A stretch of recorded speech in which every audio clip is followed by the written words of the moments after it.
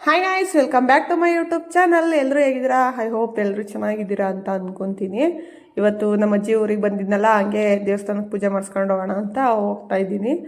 ಅಲ್ಲಿಗೆ ನಮ್ಮ ಅಜ್ಜಿ ಊರಿಗೆ ಹೋದ್ಮೇಲೆ ಪೂಜೆ ಮಾಡಿಸ್ಕೊಂಡಂಗೆ ಬಂದರೆ ಮಕ್ಳು ಇರೋ ಅಂಥವ್ರು ಏನಾದರೂ ಮಕ್ಳಿಗೆ ಹುಷಾರಿಲ್ದಂಗೆ ಆಗೋದು ಆ ಥರ ಎಲ್ಲ ಆಗ್ತಾ ಇರುತ್ತೆ. ಅಲ್ಲಿ ಚಿಕ್ಕವಸರದಮ್ಮ ಅಂತ ಇದೆ, ಆ ದೇವ್ರಿಗೆ ಮಕ್ಳಂದರೆ ತುಂಬ ಇಷ್ಟ. ಅದರಿಂದ ಅಲ್ಲಿಗೆ ಹೋದವ್ರು ಯಾರನ್ನೂ ಪೂಜೆ ಮಾಡಿಸ್ದೆ ಬರೋದೇ ಇಲ್ಲ. ಹಾಗಾಗಿ ನಾನು ಪೂಜೆ ಮಾಡಿಸ್ಕೊಂಬರೋಣ ಅಂತ ಹೋಗಿದ್ದೆ. ಎಲ್ಲ ದೇವ್ರುಗಳು ಮಡ್ಲಕ್ಕಿಗೆ ಬರ್ತವೆ ಮನೆಗೂ, ಬಟ್ ಬರೋವರೆಗೂ ತುಂಬ ಲೇಟ್ ಆಗಿಬಿಡುತ್ತೆ ಅಂತ ಹೇಳ್ಬಿಟ್ಟು ನಾನು ದೇವಸ್ಥಾನ ಹೋದರೆ ಎಲ್ಲ ದೇವ್ರುಗಳು ಒಟ್ಟಿಗೆ ಸಿಗುತ್ತೆ ಅಂತ ಹೇಳಿ ಅಲ್ಲೇ ಪೂಜೆ ಮಾಡಿಸ್ಕೊಂಬರೋಣ ಅಂತ ಹೋಗಿದ್ದೆ. ನಾವು ಬರೋ ಟೈಮಲ್ಲೇ ಕರೆಕ್ಟಾಗಿ ದೇವ್ರುಗಳು ಮಡ್ಲಕ್ಕಿಗೆ ಹೋಗಿದ್ದು ಬರ್ತಾಯಿದ್ದೋ. ಹಾಗೆ ಪೂಜೆ ಎಲ್ಲ ಮುಗಿಸ್ಕೊಂಡು ಅಲ್ಲೇ ಸ್ವಲ್ಪ ಪ್ರಸಾದ ಎಲ್ಲ ಕೊಡ್ತಿದ್ರು, ತಿನ್ಕೊಂಡು ಮತ್ತೆ ಮನೆಗೆ ಹೋಗೋಣ ಅಂತ ಹೋಗ್ತಾಯಿದ್ವಿ. ಅಷ್ಟೊತ್ತಿಗೆ ನಮ್ಮ ಪಾಪ ಆಗಲೇ ಮಲ್ಕೊಂಬಿಟ್ಟಿದ್ದ. ಇನ್ನು ಅವನು ಎತ್ಕೊಂಡು ಪೂಜೆನೂ ಮಾಡಿಸ್ಕೊಂಡು ಪ್ರಸಾದ ಎಲ್ಲ ತಿನ್ಕೊಂಡು ಮನೆಗೆ ಬಂದಾದ್ಮೇಲೆ ಅವನು ಎದ್ದಿದ್ದು. ಇನ್ನು ನಮ್ಮ ಅಜ್ಜಿ ಊರಲ್ಲಿ ಬೆಳಗ್ಗೆ ಸಾಯಂಕಾಲ ಅಷ್ಟೇ ಬಸ್ ಬರೋದು, ಅಂದರೆ ಸ್ಕೂಲ್ ಟೈಮಿಂಗ್ಸ್ ಇರುತ್ತಲ್ಲ ಆ ಟೈಮಿಗೆ ಮಾತ್ರ ಬಸ್ಗಳು ಓಡಾಡೋದು. 2 ಟೈಮೇನೋ ಓಡಾಡುತ್ತೆ. ಅದು ಬಿಟ್ಟರೆ ಇನ್ನು ಆಟೋಗೆ ಬರಬೇಕು. ನಾನು ಮನೆಯಲ್ಲಿ ಕರೆಕ್ಟಾಗಿ ನಾನು ಮನೆಗೆ ಬಂದು ಒಂದು 5 ನಿಮಿಷ ಕೂತ್ಕೊಂಡೆ, ಅಷ್ಟೊತ್ತಿಗೆ ಆಟೋನೂ ಬರ್ತಾಯಿತ್ತು. ಸರಿ ಆಯಿತು ಹೊರಡ್ತೀನಿ ಅಂತ ಹೇಳ್ಬಿಟ್ಟು ಮನೇಲೆಲ್ಲನ ನಮ್ಮ ಮಾವರಿಗೆಲ್ಲ ಹೇಳಿ ನಮ್ಮ ಅಕ್ಕಂಗೆ ನಮ್ಮ ಮಾವಂಗೆಲ್ಲನ ಹೊರಟ್ಬಿಟ್ಟು ಬಂದೆ. ನಾನು ಬಸ್ ಸ್ಟ್ಯಾಂಡಿಗೆ ಬಂದ ತಕ್ಷಣವೇ ಬಸ್ಸು ನಿಂತಿತ್ತು. ಬಸ್ ಹತ್ಕೊಂಡು ಇನ್ನು ನಮ್ಮೂರಿಗೆ ಬಂದ್ವಿ, ಅಂದರೆ ನಮ್ಮತ್ತೆ ಊರಿಗೆ. ನಮ್ಮತ್ತೆ ಊರಿಗೆ ಬಂದು ಅವ್ನು ಬಂದ ತಕ್ಷಣವೇ ತೋರಿಸ್ತಾ ಇದ್ದ ಅವನು ಅಲ್ಲಿ ಏನೇನು ತೊಗೊಂಬಂದಿದ್ದ ಆಟ ಸಾಮಾನೆಲ್ಲನ ಅಂತ ಹೇಳ್ಬಿಟ್ಟು ಅವ್ರ ತಾತಂಗೆ ಅವ್ರ ಅಜ್ಜಿಗೆಲ್ಲ ತೋರಿಸ್ತಾ ಇದ್ದ. ನಾನು ಇದೆಲ್ಲ ತೊಗೊಂಬಂದಿದ್ದೀನಿ ಅಂತ ಹೇಳ್ಬಿಟ್ಟು ಅವ್ರೂ ಇವ್ನು ಬಂದ ತಕ್ಷಣ ಎಲ್ಲೂ ಹೊರಗಡೆ ಹೋಗೋದಿಲ್ಲ. ಅವ್ನು ಮಾತಾಡಿಸ್ಕೊಂಡು ಆಟಾಡ್ಸ್ಕೊಂಡು ಕುತ್ಕೊಂಡ್ಬಿಡ್ತಾರೆ. ಇವನು ಸ್ವಲ್ಪ ಇನ್ನು ಚಿಕ್ಕವನಲ್ವ, ಇವನೇ ಫಸ್ಟ್ನೇ ಮೊಮ್ಮಗ ಅಲ್ವಾ, ಅದರಿಂದ ಸ್ವಲ್ಪ ಪ್ರೀತಿ ಜಾಸ್ತಿ. ಅವ್ರಿಗೆ ಎಲ್ಲ ತೋರಿಸ್ತಾ ಇದ್ದ, ಇದು ABCD ಎಲ್ಲನ ಮತ್ತು 1 2 3 ಅಂತ ಹೇಳ್ಬಿಟ್ಟು ಅವರು ಹೇಳ್ಕೊಡ್ತಾಯಿದ್ರು. ಆಮೇಲೆ ಅವ್ರ ಜೊತೆ ಎಲ್ಲ ಒಂದು ಸ್ವಲ್ಪ ಹೊತ್ತು ಆಟ ಆಡ್ದೆ. ಆಮೇಲೆ ಸಂಜೆ ಮೇಲೆ ನಾನು ಟೀ ಮಾಡೋಣ ಅಂತ ಹೇಳ್ಬಿಟ್ಟು ಹಾಲಿಟ್ಟಿದ್ದೆ. ಅಷ್ಟೊತ್ತಿಗೆ ನಮ್ಮತ್ತೆ ಅಂಗಡಿಯಿಂದ ಬಜ್ಜಿ ತಂದು ಕೊಟ್ಟಿದ್ರು. ಮನೇಲೇನು ಮಾಡಿರಲಿಲ್ಲ, ಅಂಗಡಿಯಿಂದನೇ ತರಿಸ್ಕೊಟ್ಟಿದ್ರು.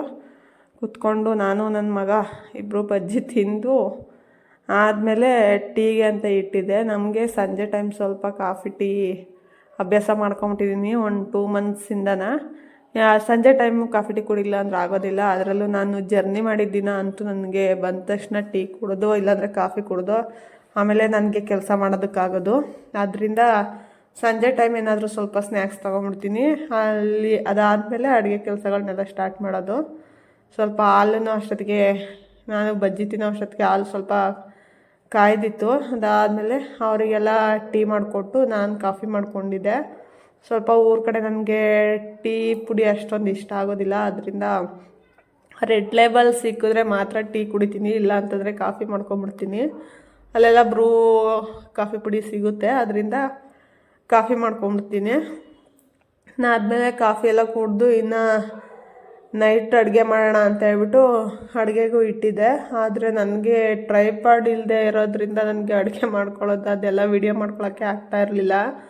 ಟ್ರೈಪಾಡ್ ಇದ್ದರೆ ಒಂದು ಸೈಡ್ ಎಲ್ಲಾದರೂ ಫಿಕ್ಸ್ ಮಾಡಿಬಿಟ್ಟು ಕೆಲಸಗಳು ಮಾಡ್ಕೊಬೋದು. ಬಟ್ ಟ್ರೈಪಾಡ್ ಇಲ್ಲದೇ ಕೈಯಲ್ಲೇ ಹಿಡ್ಕೊಂಡು ವಿಡಿಯೋ ಶೂಟ್ ಮಾಡ್ಕೊಬೇಕು ಅಂದರೆ ಸಿಕ್ಕಾಪಟ್ಟೆ ಕಷ್ಟ ಇರುತ್ತೆ. ಆದ್ದರಿಂದ ಫಸ್ಟು ಸ್ವಲ್ಪ ರೈಸ್ ಎಲ್ಲ ಮಾಡಿಕೊಂಡು ಅದಾದಮೇಲೆ ಸಾಂಬಾರಿಗೆಲ್ಲ ಕೂಡಿಸಿಟ್ಟು ಆಮೇಲೆ ಮುದ್ದೆಗೆ ಇಟ್ಬಿಟ್ಟು ಅದಾದಮೇಲೆ ಸ್ವಲ್ಪ ವಿಡಿಯೋ ಮಾಡಿಕೊಂಡೆ. ಜಾಸ್ತಿ ಏನು ವಿಡಿಯೋ ಮಾಡ್ಕೊಳಕ್ಕಾಗಲಿಲ್ಲ.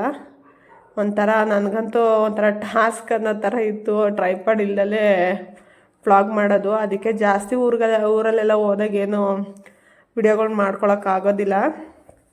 ಇನ್ನು ಮುದ್ದೆ ನೈಟ್ ಟೈಮ್ ಮುದ್ದೆ ಬೇಕೇ ಬೇಕು.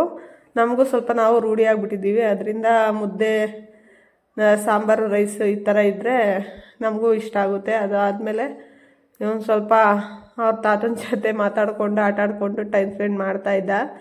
ಇನ್ನು ಮುದ್ದೆ ಎಲ್ಲ ಕಟ್ಟೋಣ ಅಂತ ಹೇಳ್ಬಿಟ್ಟು ಮುದ್ದೆ ಎಲ್ಲ ಚೆನ್ನಾಗಿ ಬೇಯಿಸಿದ್ದೆ. ಅದಾದಮೇಲೆ ಮುದ್ದೆ ಕಟ್ಟಬೇಕಾದ್ರೇ ಸ್ವಲ್ಪ ವಿಡಿಯೋ ಮಾಡ್ಕೊಳ್ಳೋಕ್ಕೆ ರಿಸ್ಕ್ ಅಂತ ಅನ್ನಿಸ್ತಾಯಿತ್ತು. ಅದರಿಂದ ಸ್ವಲ್ಪ ಎಷ್ಟಾಗುತ್ತೋ ಅಷ್ಟು ಮಾತ್ರ ವಿಡಿಯೋಗಳನ್ನ ಮಾಡ್ಕೊಂಡಿದ್ದೀನಿ.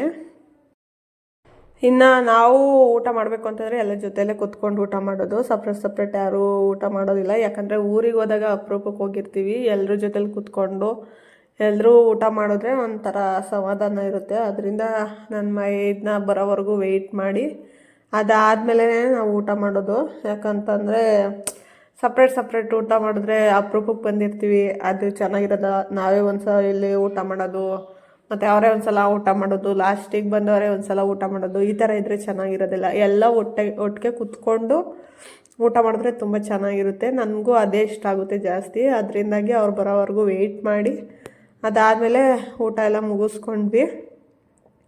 ಇನ್ನು ಊಟ ಎಲ್ಲ ಮುಗಿಸ್ಕೊಂಡಾದ್ಮೇಲೆ ನನ್ನ ಮಗನ ಮಲಗಿಸ್ಬೇಕು ಅಂತಂದರೆ ಸ್ವಲ್ಪ ನಾವು ರಿಸ್ಕ್ ತಗೋಬೇಕು. ಯಾಕಂತಂದರೆ ಅವನು ಊರಿಗೆ ಹೋದರೆ ನಿದ್ದೆನೇ ಮಾಡೋದಿಲ್ಲ, ಯಾವಾಗಲೂ ಆಟ ಆಡೋದೇ ನೋಡ್ತಾ ಇರ್ತಾನೆ. ಮತ್ತು ಮಕ್ಳುಗಳೆಲ್ಲ ಜಾಸ್ತಿ ಇರ್ತಾವಲ್ಲ, ಅವರು ಬಂದು ಆಟ ಆಡಿಸ್ತಾ ಇರ್ತಾರೆ. ಅದರಿಂದಾಗಿ ಅವನು ಬೇಗ ಮಲ್ಕೊಳೋದಿಲ್ಲ ಊರಿಗೆ ಹೋದರೆ.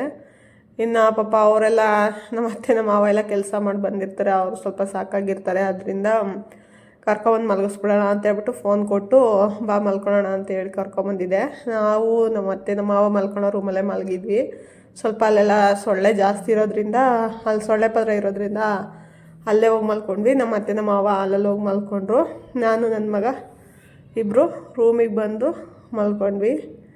ಇಷ್ಟೇ ಇವತ್ತಿನ ವ್ಲಾಗ್. ಇಲ್ಲಿಗೆ ಈ ವ್ಲಾಗ್ನ ಎಂಡ್ ಮಾಡ್ತಾಯಿದ್ದೀನಿ. ಯಾರಿಗೆಲ್ಲ ಈ ವಿಡಿಯೋ ಇಷ್ಟ ಆಗಿದೆ ಪ್ಲೀಸ್ ಒಂದು ಲೈಕ್ ಮಾಡಿ, ಮತ್ತು ಸಬ್ಸ್ಕ್ರೈಬ್ ಆಗಿ. ಯಾರೆಲ್ಲ ಸಬ್ಸ್ಕ್ರೈಬ್ ಆಗಿದ್ದೀರಾ ಅವರೆಲ್ಲರಿಗೂ ತುಂಬ ಥ್ಯಾಂಕ್ಸ್. ವಿಡಿಯೋ ಎಂಡ್ವರೆಗೂ ನೋಡಿರೋರಿಗೆ ಎಲ್ರಿಗೂ ತುಂಬ ಥ್ಯಾಂಕ್ಸ್. ವ್ಲಾಗ್ನ ಇಲ್ಲಿಗೆ ಎಂಡ್ ಮಾಡೋಣ. ಟೇಕ್ ಕೇರ್ ಆಲ್, ಬಾಯ್.